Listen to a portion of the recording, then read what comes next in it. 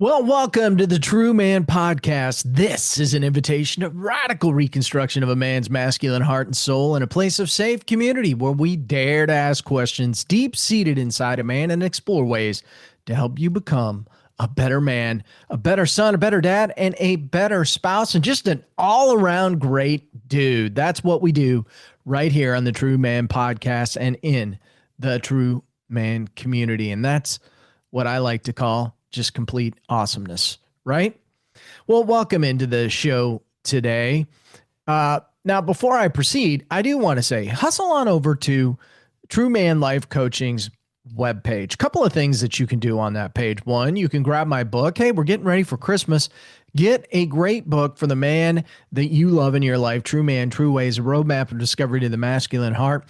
You can just hustle on out there to my books page. You will find it there, little information on what the book is all about, and you can purchase it straight from my webpage.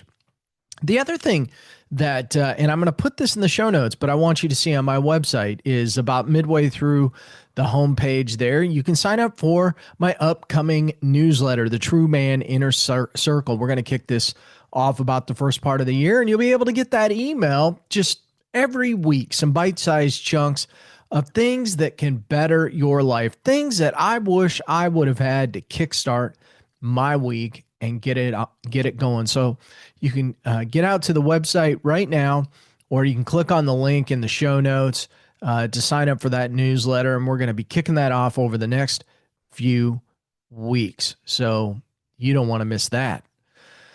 You know, I have all these thoughts that trickle into my mind from week to week. They could be conversations. They could be, my come out of my men's group. You never know where your next topic's going to come from. But in my other business, we talk about greatness quite a bit. And I'm fascinated by this idea of greatness. And I was getting ready to speak the other morning during our training piece. And I woke up and that word greatness is just flashing in my mind. Have you ever had a word or a phrase do that to you? It's just flashing, flashing, flashing, going back and forth in my mind. And I'm like, boy, okay, there's something going on there. I need to talk about this. I need to dig into this. At least that's what happens when some word or phrase pops into my mind like that. You know, and when I explore that, it's very much like, going on a hiking trail that I've never been on before. I'm just marching through the trees with all kinds of curiosity going, where is this going to take me? And if I were to redo this podcast a week or two, a month or 6 months from now, I bet it would be completely different just based on this word greatness, because there's just so much around it, don't you think? Every man, I believe, dreams of greatness, don't you? It's not the fame per se, not the applause that you get, but this deep, unshakable feeling that your life really matters. Everything you do equates to something. And that it's building who you become, how you lead, and the echoes that really last beyond your time on earth, that legacy that I like to talk about. But here's the truth I think that we sometimes miss. Chasing certain things. Greatness doesn't come from what's polished. It comes from what's pressed. It doesn't rise from perfection, it comes from the refining of our flaws, our failures sometimes, and our faith. And every scar, every setback, every hard lesson that you've endured is part of the blueprint that God is using to shape you into the man He called you to be. Well, it equates to something. And we may not fully understand it or embrace it at the time. I know I've experienced that. How about you? We may not experience at the time, but if we use it for perspective to gain wisdom and knowledge, it's usually leading us someplace. But, often greatness begins where comfort ends. The world sells us this version of greatness that's loud, it's fast, it's really kind of surface deep. The corner office, the big house, the highlight reel, right? But in God's kingdom, greatness starts, I think, in hidden places. Jesus didn't call his disciples to thrones. He called them to tables. He called them to fields. He called them to crosses. They didn't have chauffeurs. They walked where they needed to go. And when he said, whoever wants to be great among you must be your servant, that's in Mark chapter 10, verse 43, he flipped the entire idea of achievement on its head. So if you're waiting until you have it all together, I know I've done this, before you pursue greatness, stop waiting. Stop waiting for that perfection, because the battlefield of greatness is where you are right now. It's in that struggle. It's in the imperfection, in the grind of becoming a man after God's heart. A lot of things on social media these days don't want you to know that. They don't want you to know there is a struggle. They want you to know that you just show up, wake up one morning, and there's a $10 million house and a $20 million plane sitting in your driveway. Not true, friends. Not true. You got to go out and earn these things.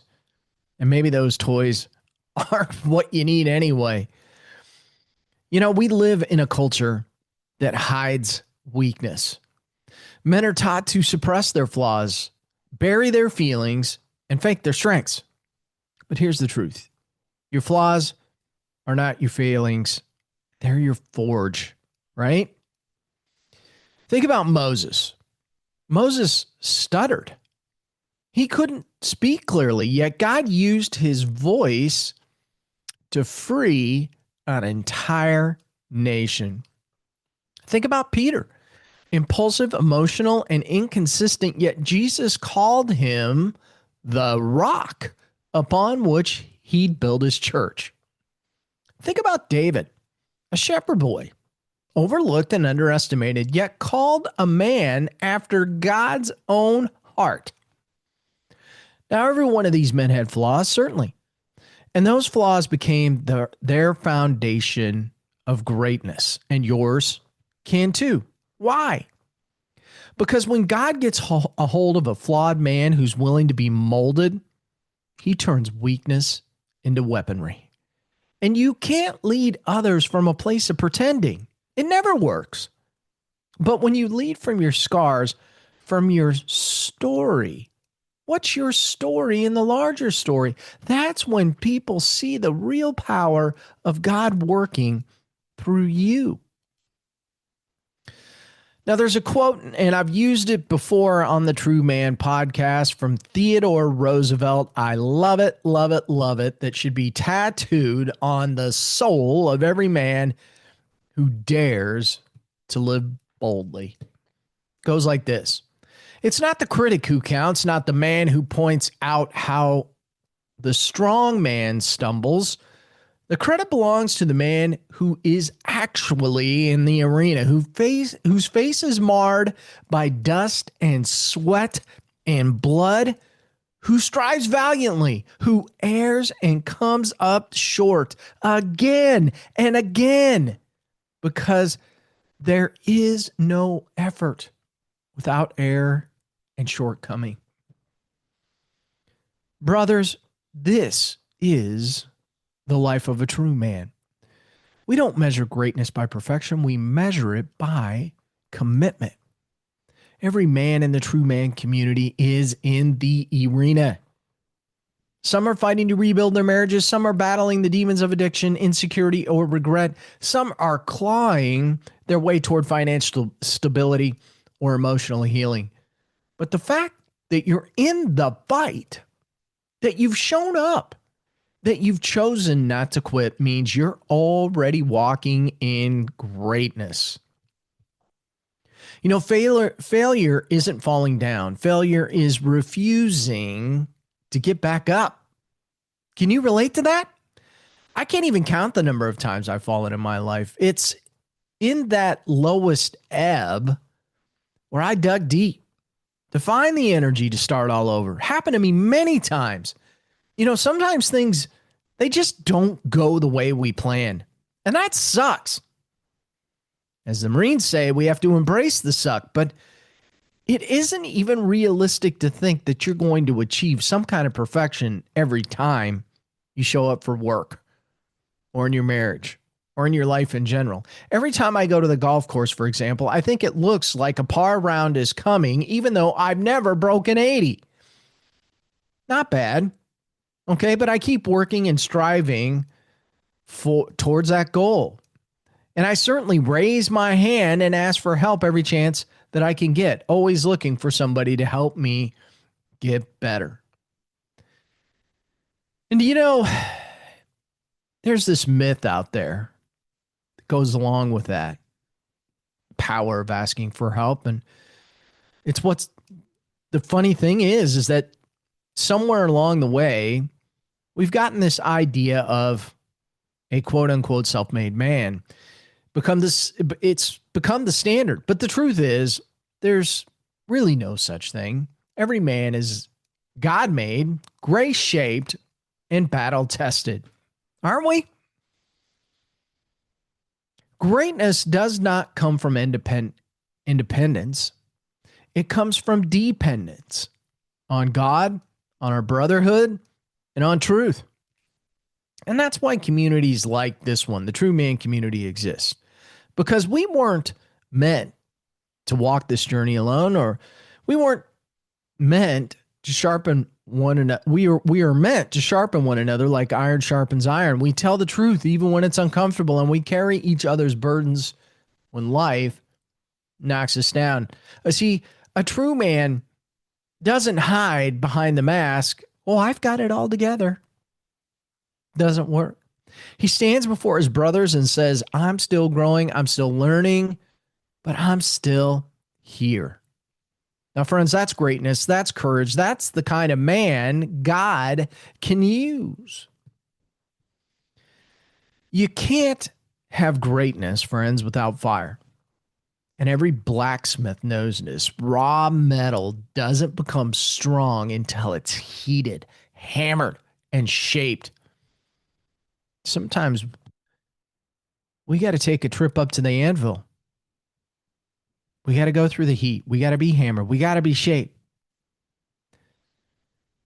That's the way God works. He puts us through that, through adversity, loss, disappointment, not to destroy us, but to define us. Now, you may be in a season right now where it still feels like everything's on fire. Your faith, your finances, your relationships, your peace. But do remember this, and I have to tell myself this from time to time. Fire doesn't just burn. It purifies. It removes what doesn't belong, so what remains can stand strong. Romans chapter 5, verses 3-4 says this, we glory in our sufferings because we know that suffering produces perseverance. Perseverance, character, and character, hope. Every trial you've faced is shaping your character right now. Every setback that has been preparing you and your soul. You are being refined, friend, for greatness, not by avoiding the fire, but by walking through it with God. Have you ever experienced it before? So you know it can be done. It shall be done. Now our world worships results, doesn't it? Numbers, titles, recognition, but God measures greatness differently. He looks at faithfulness. He looks at obedience. He looks at how you love, how you serve, how you endure when no one's watching. Now, some men will build businesses, ministries, or movements that touch millions. Others will faithfully raise their children, love their wives, and lead a home quietly but powerfully. Both are equally great in God's eyes.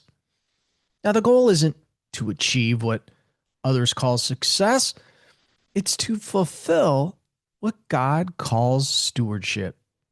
Now, you might never get the applause of the world, but if you've given your best in obedience, well, heaven already knows your name. Now, the road to greatness is long. It's hard fought. It will test your patience, your purpose, and your pride. And there are going to be days when you question whether it's worth it. Have you done that? There will be moments you feel unseen and unappreciated. You ever felt those emotions? There will be battles you lose, lessons that you wish you didn't have to learn, and scars, well, you didn't ask for. But hear me on this. You're not failing just because it's hard. You're being forged into the man that God needs you to become. Every man of greatness in Scripture fought private battles before public victories. Joseph was betrayed before he was blessed. David hid in caves before he ruled in palaces. Paul was in prison before he preached to nations. And God doesn't waste the struggle. He's using it to build something unshakable in you.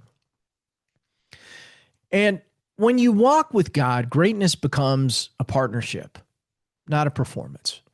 You see, you bring the will, the desire to grow, to serve, to live with a purpose. And God brings the way, the strength, the wisdom, and the divine opportunities that open when you walk in obedience.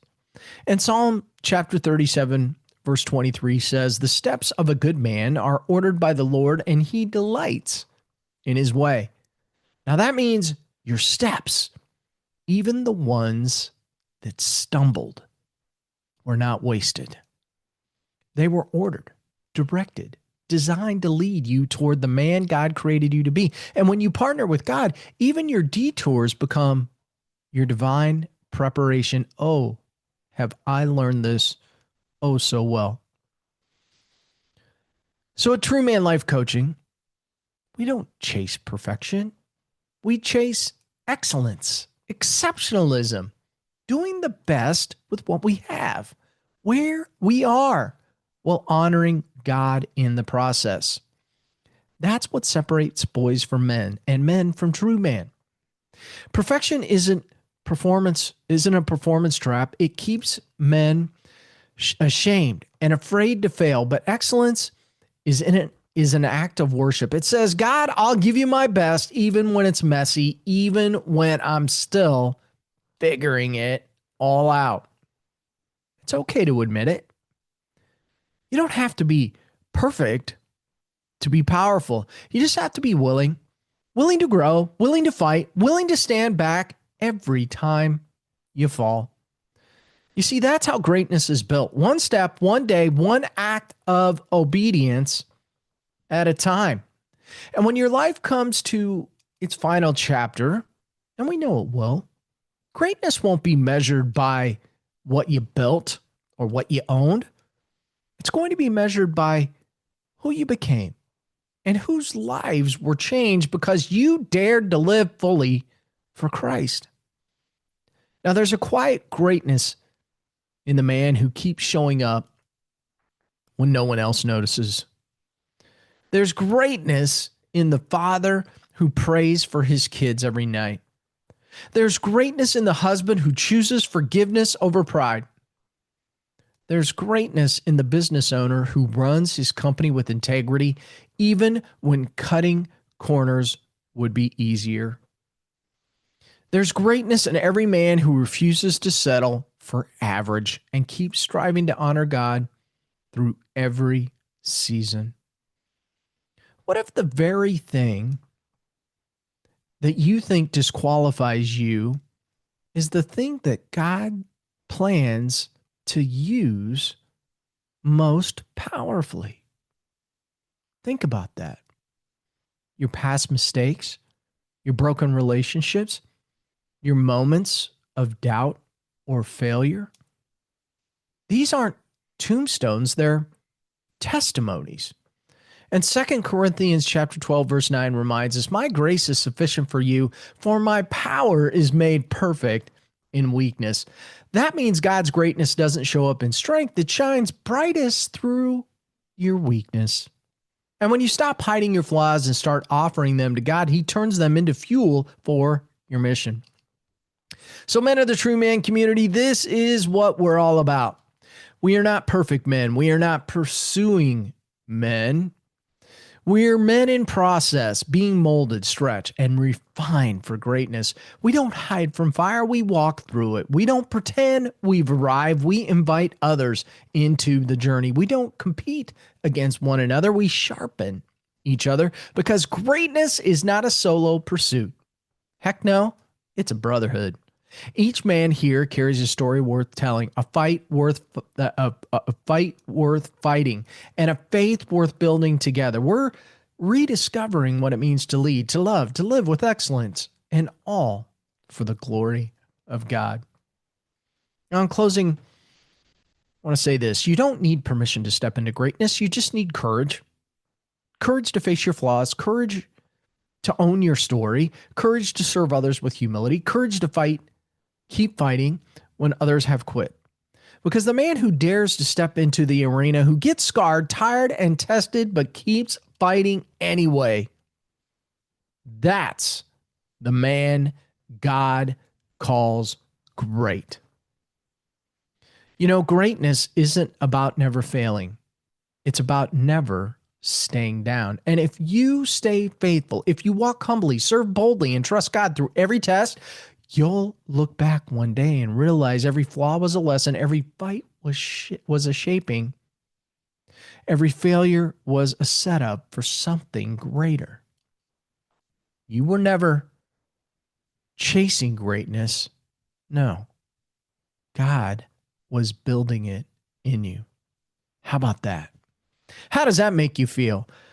See what happens when a word like greatness pops into my head and I get to go explore it. I get to pass it on to you and help you learn about greatness, hopefully achieve greatness. That would be the goal. Now, as I mentioned at the forefront of this podcast today, would love it if you'd go out, sign up for the True Man Inner Circle newsletter. We're going to be kicking that thing off here rather shortly. And if you heard anything today and it struck something up, hey, you know, you're welcome to reach out to me. My calendar's on my website as well at truemanlifecoaching.com, or you can always send me an email at mike@truemanlifecoaching.com. I love hearing from you guys. I love hearing your questions and your thoughts on the podcast. In fact, if you enjoyed this podcast, please go out on your favorite platform and leave me a great review. Well, until next time, don't just have a mediocre day. No. Go out and achieve greatness and have your very best day ever. God bless you, and thanks for listening.